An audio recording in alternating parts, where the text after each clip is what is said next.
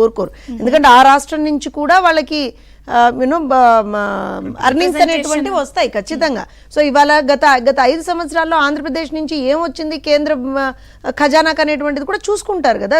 అంటే మనం ఏదో గాల్లో మాట్లాడక్కర్లేదు చంద్ర గారు. బట్ ఇవాళ ఉన్నటువంటి పరిస్థితుల ప్రకారంగా ఖచ్చితంగా ఇందాక వినూష గారు చెప్పారు, కొంచెం డిఫర్ అవుతా. 10 సంవత్సరాలు కాదు వినూష గారు, ఆల్మోస్ట్ 20-30 సంవత్సరాలు వెనక్కి ఇలా తోసేశాడు జగన్మోహన్ రెడ్డి బ్రహ్మాండంగా.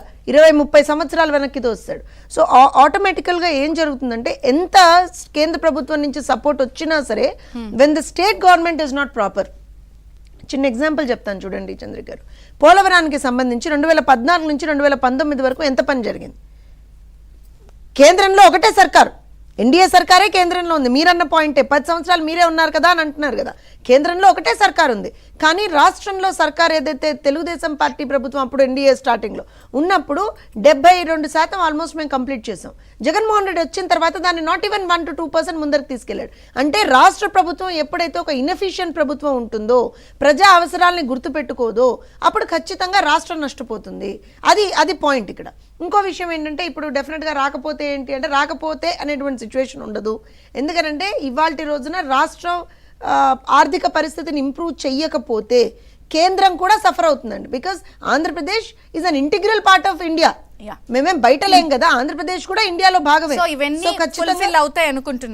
డెఫినెట్ గా ఇప్పుడు నేను ఇందాక చెప్పిన నా ఎగ్జాంపుల్ ఎందుకు చెప్పానంటే, మేము అన్ని ఒకటేసారి కలగూరు గంపలాగా తీసుకొచ్చి పెట్టట్లేదండి. ఈ మాట చాలా మంది అన్నారు, ఇది అడగట్లేదు, అది అడగట్లేదు, అది అడగట్లేదు, అన్ని ఒకసారి పెట్టట్లేదు. What is the immediate requirement? Immediate requirement ఏంటి? ఆంధ్రప్రదేశ్లో అమరావతి డెవలప్మెంట్ అనేటువంటిది ఒక్కొక్క పేస్లో నడవాలి వాళ్ళ రోజున. అప్పుడే కదా ఇన్వెస్ట్మెంట్స్ అట్రాక్ట్ అవుతాయి. ఆంధ్రప్రదేశ్లో వాళ్ళ రోజున పోలవరం పరిగెత్తాలి, అప్పుడే కదా మనకి ముందరికి వెళ్ళేది.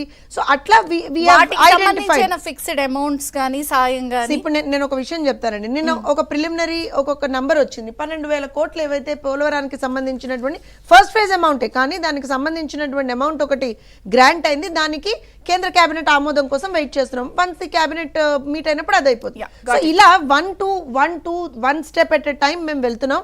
ఖచ్చితంగా సక్సెస్ఫుల్ అవుతాం. హనుగర్, సో ఒకటి ప్రోత్సాహకాలు. సో